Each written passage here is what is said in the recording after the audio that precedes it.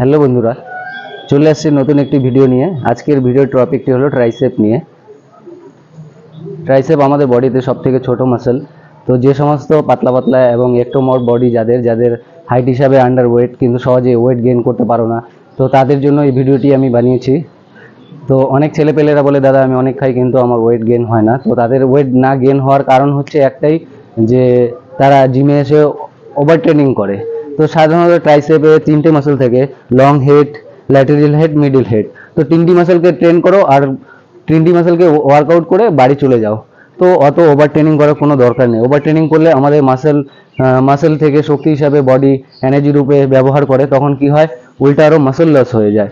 তো সবাইকে আমি এটাই বলবো, যারা পাতলা আন্ডার ওয়েট ছেলে পেলে, যাদের হাইট হিসাবে ওজন কম, তাদেরকে আমি একটাই কথা বলবো, তারা ওভার ট্রেনিং করবে না। তিনটি মাসলকে জিমে এসে ডাইরেক্ট ট্রাইসেপের তিনটি মাসলকে হিট করো। এমনিও আমাদের ট্রাইসেপ সব থেকে ছোট মাসল, তো ট্রাইসেপকে ওভার ট্রেনিং করা যাবে না। ওভার ট্রেনিং করলে উল্টা আরও মাসল লস হয়।